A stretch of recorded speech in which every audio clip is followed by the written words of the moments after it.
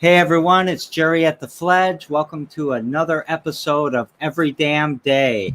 Today is not a nice day outside. It is thunder and lightning and rain, and David Smith is up in DeWitt, and we're down here in Lansing, and he got hit first. And how you doing up there, David? I'm loving it. I got on a bike ride this morning before the weather hit. It is pouring rain here, and I saw what's happening up there. Is it still pouring rain up there? No, it seems pretty good now. I was scared for a moment before this thing started. I could see the wind and the rain. We'll see if we get cut off with the internet, how strong MetroNet is. You better be strong, MetroNet. So the thunder just started here. So I'm starting to see and hear what you were seeing and hearing. So, well, welcome to the show. Very happy you're here. You got to tell us some stuff about David S. Smith and DS Does and Colin probably too. Yeah, I grew up a tech nerd in the 7th grade. I just loved programming and technology, and then eventually investing. When I was in college, I started investing, and I had the goal of having passive income, and that means not having to go to work and being able to do what you want every day and not having to worry about how the bills are getting paid, being able to go on vacations and things like that without having to go into a job.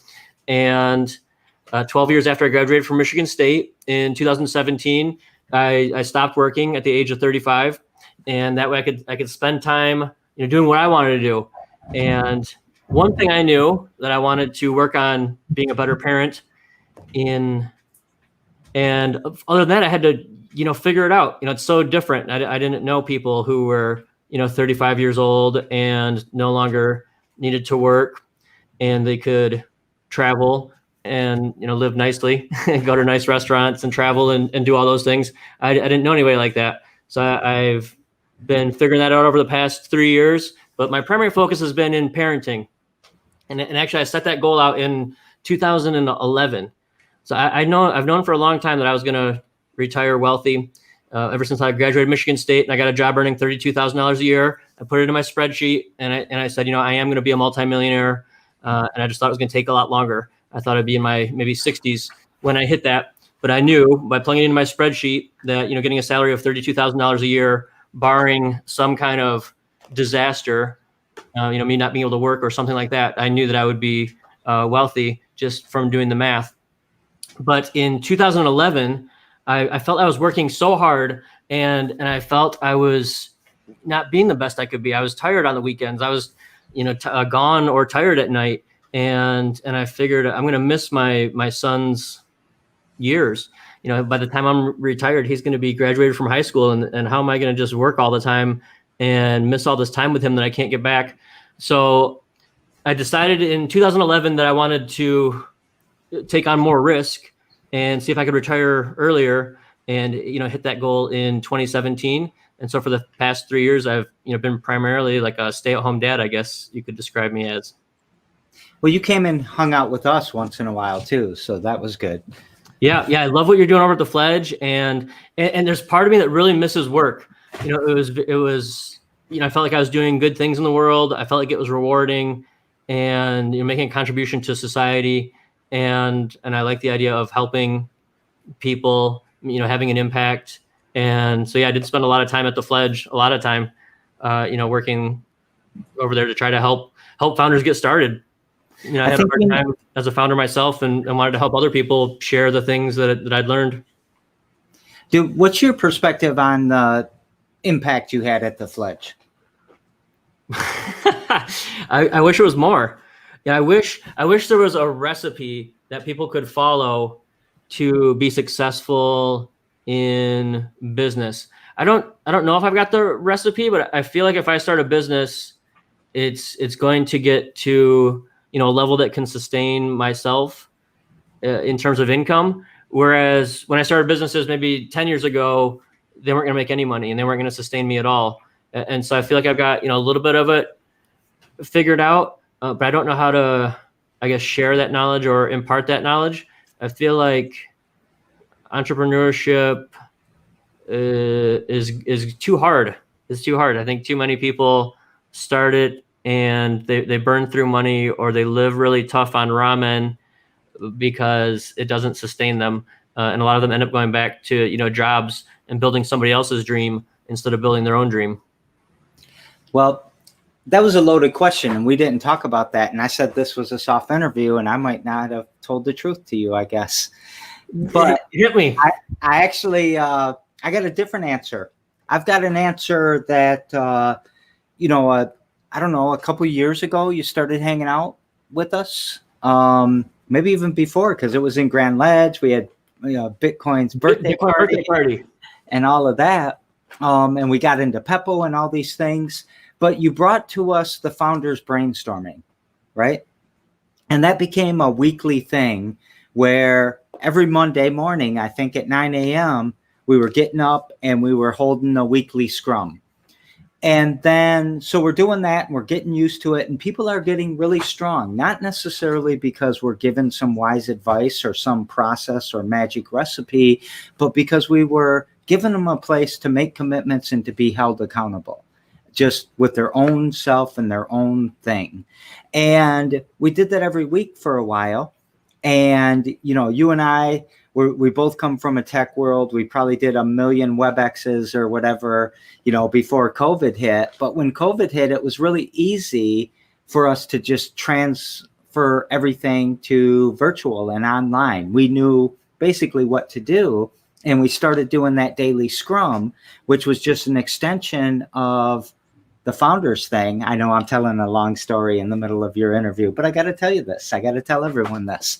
So then we did that scrum every day, every damn day, actually.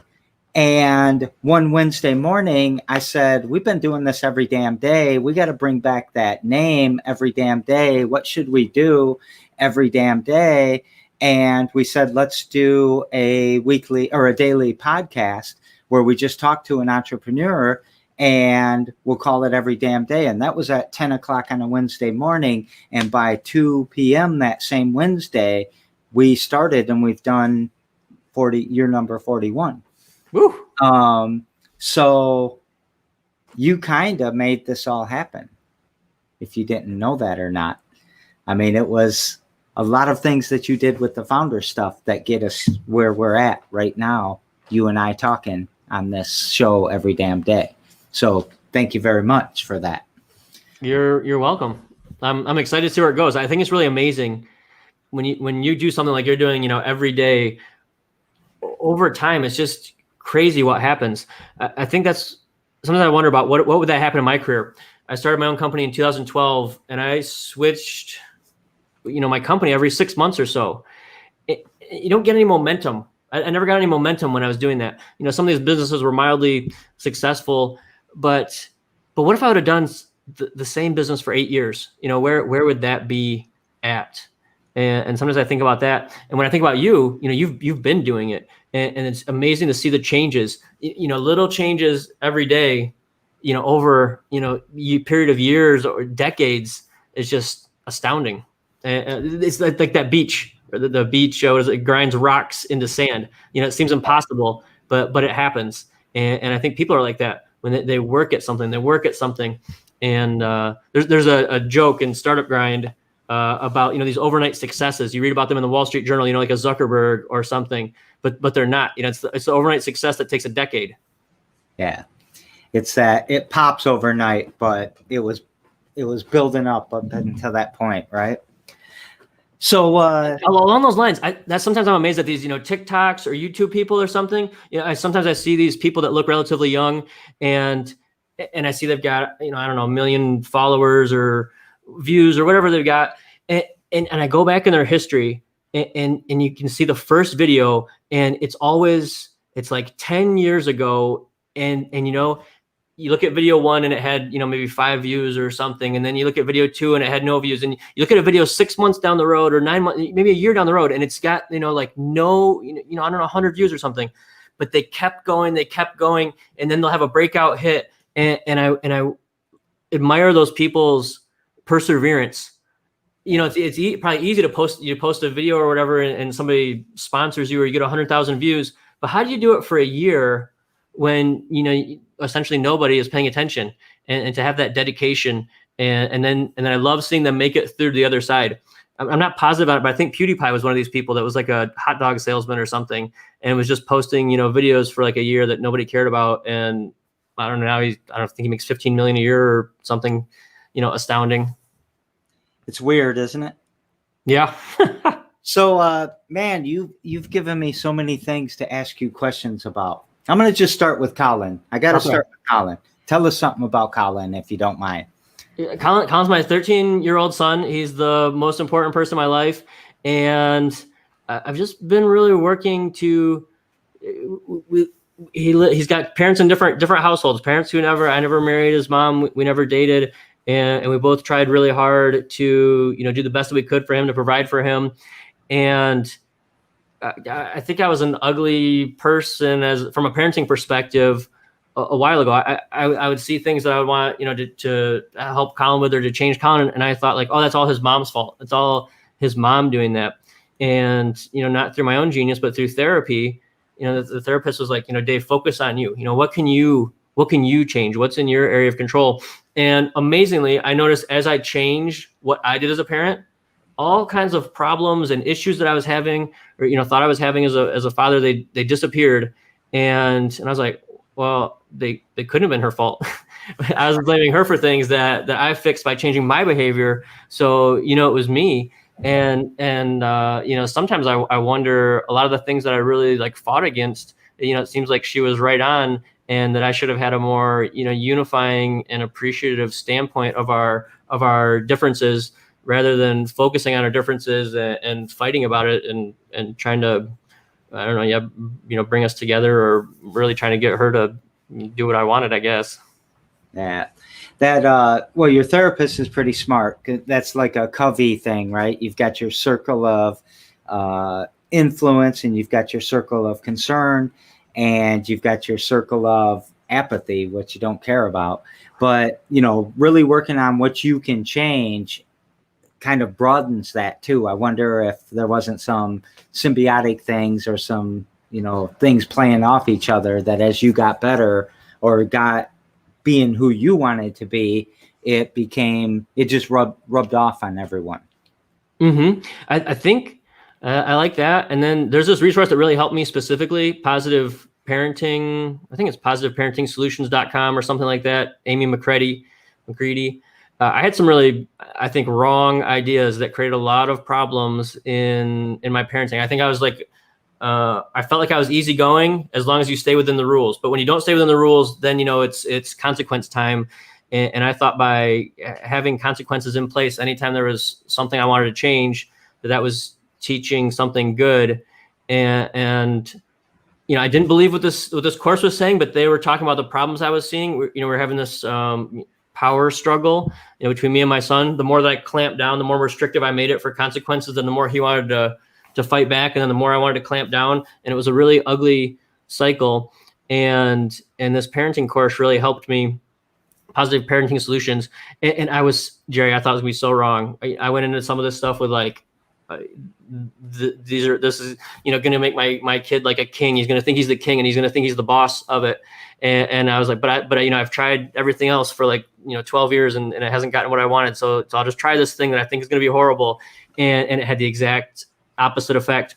And even I've noticed that too. Sometimes him and I would have this fight about, I would want him to do something. For example, I wanted him to attend my dad's retirement party this year, and he did not want to go.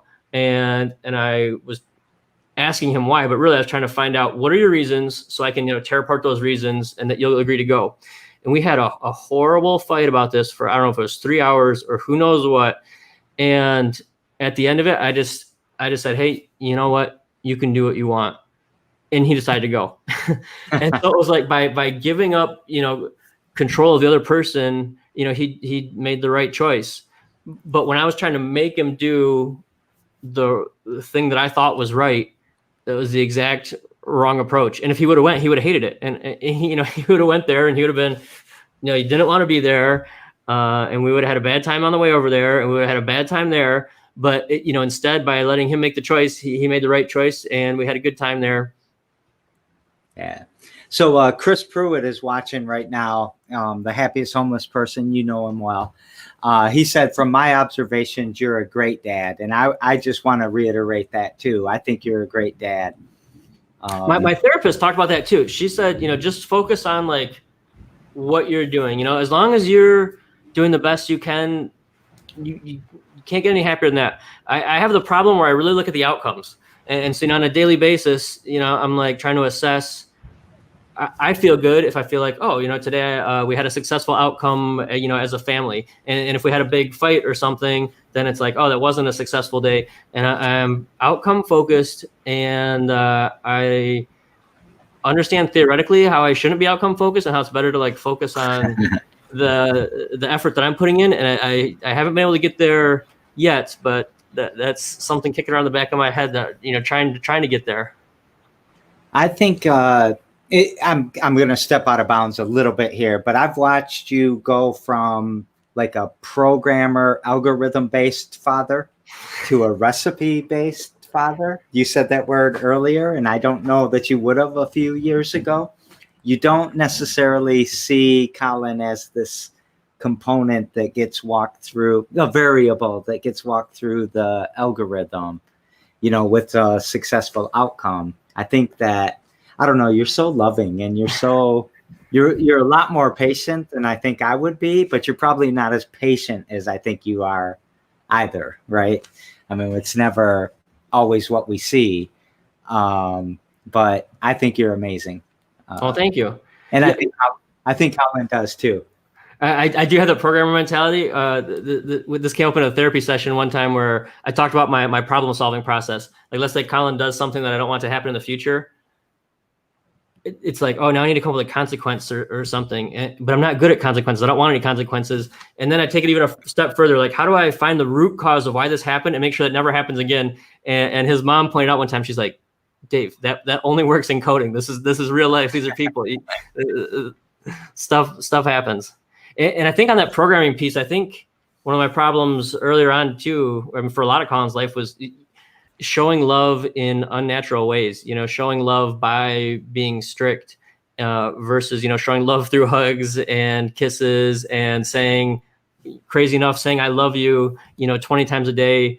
I try to tell him I love you at least 5 times a day, maybe more. And just look at him in the eyes and tell him, hey, Colin, I've got something important for you to say. And now he knows it's coming. So he'll get a smile on his face, and then I'll tell him that I love him. And yeah, he just loves it. And I never did that stuff, I don't know, 4 years ago, 10 years ago. I thought it was quite the compliment to you when we were all doing Peppo, right?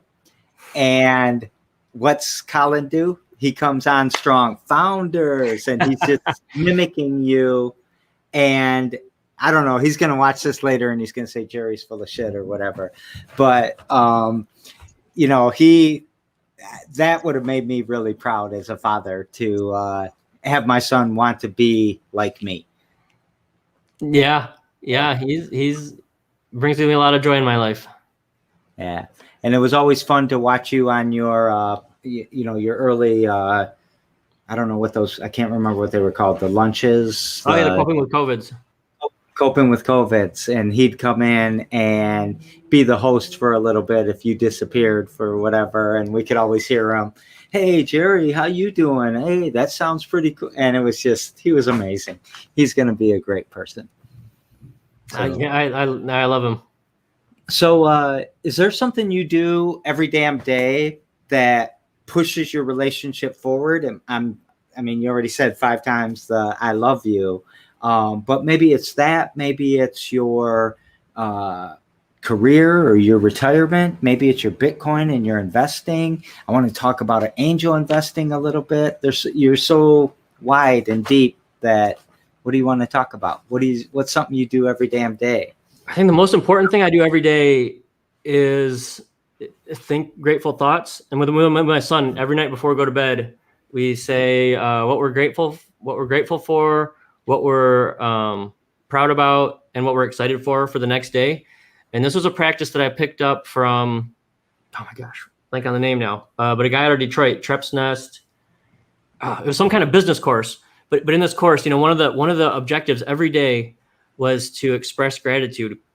Actually, I'll back up. Let me back up. One of the problems that I had back then I mean, I was doing better than the average American financially. I could, just go down the street and think I can buy that. I can buy that. I can buy, buildings and cars and all kinds of things like with cash. But I didn't feel good. Like I knew logically I was in a good place, but I did not feel good. And this gratitude practice, gosh, I can't believe I can't remember his name right now.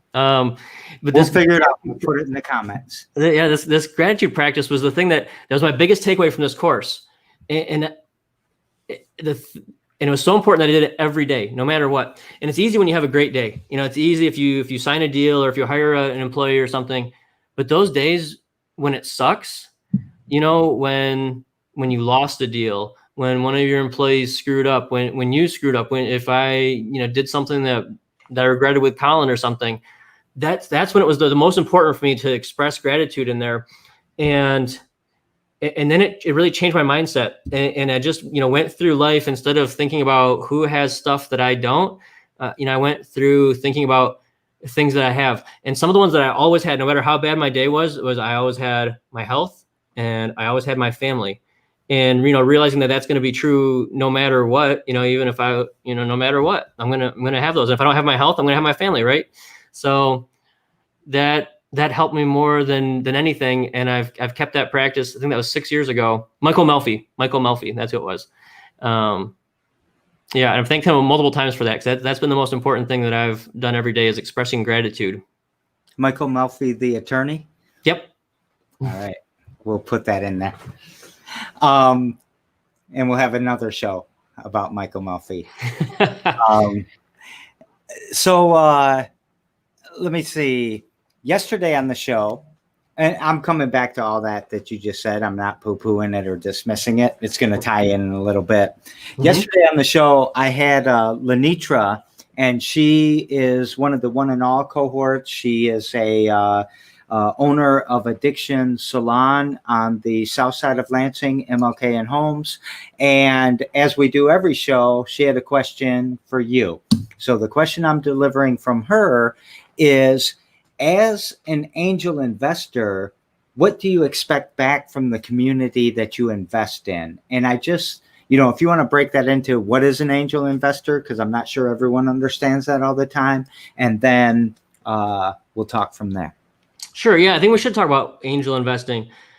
And I think the easy way to explain it is it's like Shark Tank, but not as glamorous. There's no TV cameras around here, no newspapers around here, so it's not glamorous. I make investments into early stage companies, and I hope that it becomes the next Facebook or the next Airbnb or something like that, and that way I can keep doing it. And one of the big things about angel investors, it's my own money. A lot of investors that you see on TV, they're investing other people's money. So if I make mistakes and I screw up, I'm going to have to go back to work. And versus most money managers, it doesn't matter. Most investors, if they, have a bad year and they lose all the money, they're losing other people's money, not their own. So I'm investing my own money into these early stage companies. And it's also weird where I expect most of the investments to fail. And so then it gets into math, but there's a concept called expected value, but it's kind of like picking the diamond in the rough. And, hopefully out of all the rough, you get that one diamond, and that makes up for the whole pile. Or if people have seen, those shows where they buy the storage units, maybe most storage units don't have anything in it, but then you find the one that's got something expensive in it that makes it all worthwhile for all the other ones that you paid for that didn't return. But then what it drives is for me as an angel investor, I need high returns on the investments that succeed so they can make up for the ones that don't succeed. So again, tons of questions here. So are you always going for that home run though? Like, do you try to hit the singles and the doubles once in a while? Just fundamental. You don't want the 100x return. You'll take the 10x. Well, I have different, pots of investment with different objectives. so it gets kind of complicated. So I'm not always looking for that massive return, but there is, some of the investments that I make, I am looking for these, companies that can get to be multi-billion-dollar companies that you would read about in the newspaper, like a Facebook or a Snapchat or something like that. And then what I don't like, I like to help people. And what doesn't help people around Lansing is when they say, oh, hey, I'm an angel investor at some networking event. And somebody's like, oh, will you invest in my company? No. Yeah. That's not helping people. And I didn't feel good about that. And so there was a project that I started working with you on right before COVID hit. I think it was in March. I think we announced it like the March 7th is when we announced it. Yeah, it was like the Fledge's birthday. And right before, I think that Wednesday, the whole world flipped upside down and shut. So, I want to get back to that with you. But the idea there was, instead of telling people no all the time, was to have, some resources, some money for people to say yes with, and then to also be transparent about it and say, here's what this fund is looking for. If you meet this bar, then we might invest in you, and to share that out. Because at first I thought, let's keep that secret, because it's not going to feel good. If I've got like 10 friends and I invest in, Amy's company, but not my other, not my best friend's company. Why'd you invest in what? My company sucks or something? And so the easy thing would be to just do it like anonymously. But I thought that wouldn't do a service to the community, but because it doesn't help out my best friend. If I pretend like I'm not investing, but I am investing, why not do him the service of saying, no, I didn't, and here's why. And show here's what we're looking for, because really investors invest in good businesses, and so by sharing what we're investing in, then it's helping show people what are important business fundamentals. And then the other cool thing about that fund was to make it a recurring. So let's say that we started this thing with $1,000 and we invested in somebody's company and the investment returned $3,000. Then it's $3,000 to go back into the community. And so hopefully the goal there was to, have this pot of money available to help Lansing entrepreneurs that's growing, providing capital, and educating entrepreneurs in the Lansing area. So when are we going to start this again? Chris wants to know, and he wants to know if you're going to invest in nonprofits. That probably makes you cringe, right? We're cringing. Yeah, I don't know about that. I'm not very familiar with the nonprofit world, but I think I would never want to start a nonprofit. And there was a podcast I listened to that they were talking about Sheryl Sandberg being recruited to Facebook. But let me give the short answer first. I would never want to start a nonprofit because I think for-profit companies will do more good. I think they spread like viruses when they're successful. And I don't think nonprofits have that same capability. And I can't remember which podcast I was listening to, but it was an idea that I got from somewhere, and it had somebody was giving Sheryl Sandberg, one of the executives at Facebook, advice. Facebook, I think, wanted her to work there, and she wanted to go to the nonprofit world. And they were talking about all the good she could do. Maybe it was Google. But anyways, they were talking about all the good she could do at a for-profit company instead of at a nonprofit company. And I think that going back to that virus analogy, it's just amazing when these for-profit companies, they just spread like viruses without any work. Versus nonprofits, they're always in this, this fundraising mode, and they're applying for grants and doing all these things that aren't related to their mission. It's not delivering value. Versus a for-profit company, let's take an example. Okay, food. Let's say that let's say we all were making our own. There's people starving or something. We're having a potato famine. If we make a nonprofit that's going to provide food for people, that's very challenging. We have to spend a lot of time fundraising to provide food for all those people. But if instead we make a company that sells potatoes to people, and then people buy it, every time we deliver a potato, we're getting more resources to deliver more potatoes. And it's like this amazing, viral, efficient thing that then winds up, feeding so many people and being amazing. Versus a nonprofit, I think, has a lot harder time doing that. And I see you, Jerry. I don't think you're picking up what I'm laying down. Who, me? Yeah, what do you think? Oh no, I'm with you. The nonprofits, you've got a dynamic that you become beholden to your grantors and your donors, where with the for-profit, you're beholden to your customer and your employees and your stakeholders. And it's, to me, you and I part ways sometimes when we're in capitalism and really greedy capitalism, you see some benefit there where Amazon, they employ tens of thousands of people and help 2.5 million small businesses and all these things, where I look at that's too much gluttony maybe. So we have small differences, and people think I have a big beef with capitalism, and that's not true. I have a beef with capitalism without a moral compass that makes people suffer, that has predatory algorithms. And I'm going to tell you this, whether you like it or not, so do you. I've seen it many, many times. But at the same time, you love Bezos for what he's done. You see a positive, a big positive. Yeah. And I love you for that. I do love Bezos. I think we should have like statues of this man and Elon Musk, around the country. And I think what they do is amazing, pushing humanity forward, really, I think. But I think there is a dark side. I've never used a payday loan, but I've heard about these things, and I worry that they're really negative.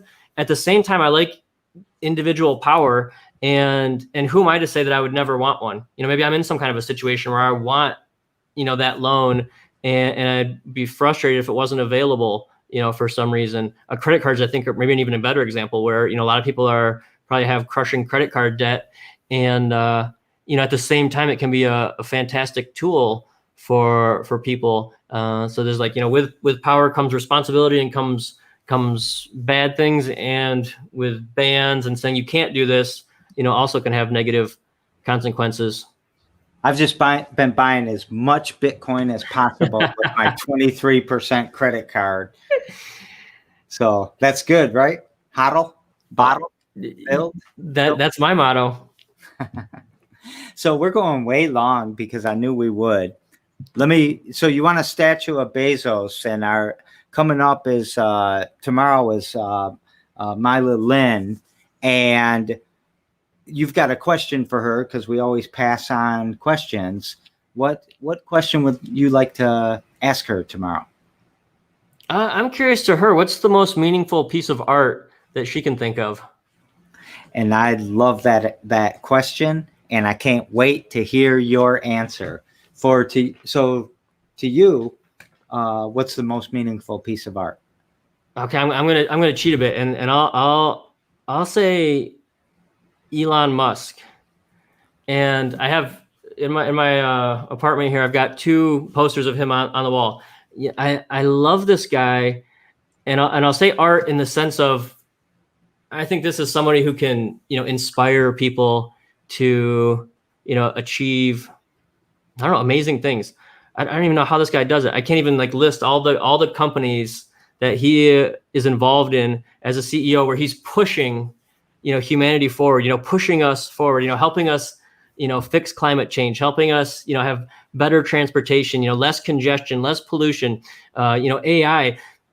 He wants to make us an interplanetary species, so that if we blow up the world or screw up the world, that the human race lives on. I just think this guy is amazing. I think he's the most important person walking around on the planet, and I hope that he's an inspiration to a lot of people growing up.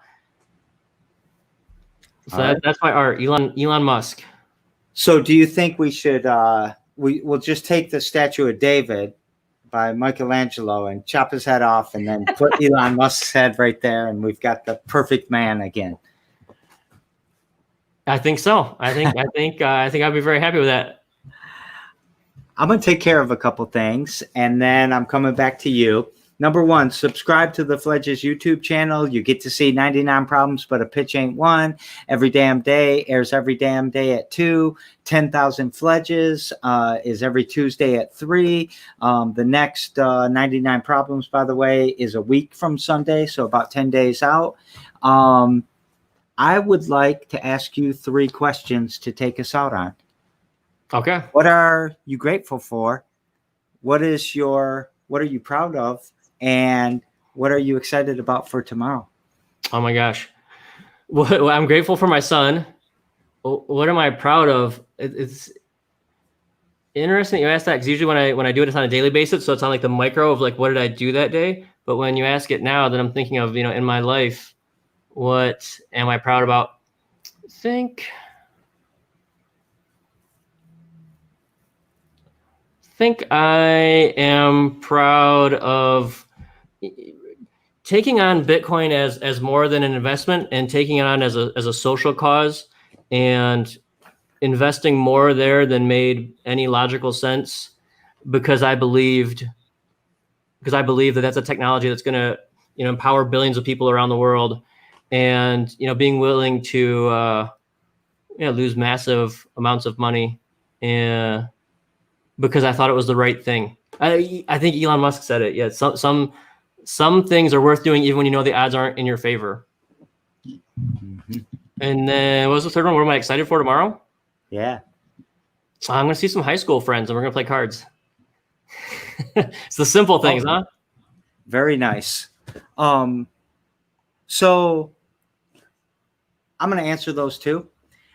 I always tell people I love them, and I always mean it at some degree. But I've been telling you this for a couple of years. So number one, I'm grateful that you're in my life. I'm grateful that you're in the fledgling's life, and I'm grateful that you and I are friends.